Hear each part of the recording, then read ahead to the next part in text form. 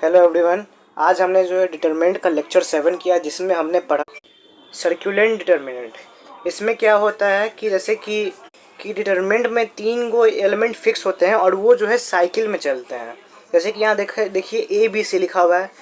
फिर अब क्या होगा, जैसे कि बी यहाँ पे है बीच में अभी। अब बी क्या हो जाएगा, अब पहले आ जाएगा। अब उसका बी कहाँ हो जाएगा, फिर कोना में चल जाएगा। यानी देखिए साइकिल में चल रहा है। यहाँ ए, फिर यहाँ ए, फिर यहाँ ए। देखिए मतलब सबसे अच्छा से हम लोग देख सकते हैं सी को। सी जो है एकदम आराम से जो पीछे रहा, पहले कोना में था, अब बीच में आ गया, अब एकदम आगे आ गया। इसी पैटर्न को बोलते हैं सर्कुलेंट का। और इस जो ये स्ट्रक्चर है, इसका वैल्यू क्या आएगा निकल के, 3ABC minus a cube plus b cube plus c cube. यही है हम लोग का आंसर। और हमने 11th क्लास में पढ़ा था कि इसका ये जो आइडेंटिटी है, इसका फॉर्मूला क्या होता है, a plus b plus c under bracket में a square plus b square plus c square minus a b minus b c minus c है। और इसको जो है हम लोग होल स्क्वायर के टर्म में डिवाइड बाई 2 करके लिख सकते हैं।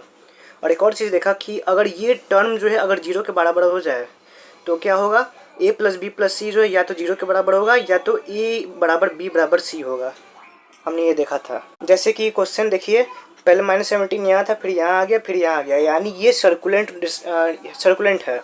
अब देखिए ए क्या है, ए बी ए सी ए, ये तीनों का सम क्या आ गया 0। इसका मतलब क्या हुआ, जो फार्मूला होता है इसका ये होता है।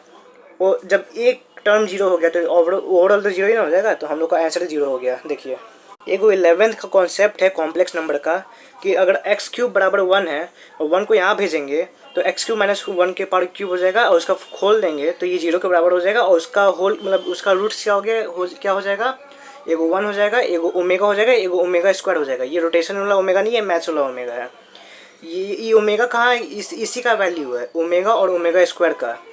अब देखिए अगर ओमेगा के पावर 3 का कोई मल्टीपल हो, जैसे कि 3 6 फलाना कुछ हो, तो ये जो 1 के बराबर हो जाएगा। अगर 1 प्लस ओमेगा स्क्वायर हुआ तो ये 0 के बराबर हो जाएगा। एक और 11th का कॉन्सेप्ट फैक्टोरियल, 5 फैक्टोरियल, यानी 5 से मल्टीप्लाई करो, उसके पीछे वाला जितने नंबर सबको मल्टीप्लाई एक एक कम करते जाओ। n फैक्टोरियल n है, उसमें एक कम कर दो, फिर उसमें और कम कर दो, मल्टीप्लाई करते जाओ। यही होता है हम लोग का फैक्टोरियल। 0 का फैक्टोरियल 1 होता है, ये याद रखिएगा। और 11 का कॉन्सेप्ट, जैसे कि 2 परम्यूटेशन कॉम्बिनेशन का ये दिया हुआ है एलिमेंट, अगर ये जो ऊपर वाला अगर सेम हो n हो और नीचे वाला डिफरेंस हो चाहे प्लस हो कुछ हो, लेकिन 1 से डिफरेंस हो, इसका मतलब क्या कि हम लोग जो ऊपर में ऐड कर देंगे और जो बड़ा वाला होगा नीचे वाला उसको नीचे लिख देंगे। जैसे कि यहाँ देखिए, यहाँ मतलब दोनों सेम है तो एक जोड़ दिए और जो बड़ा वाला है नीचे लिख दिए।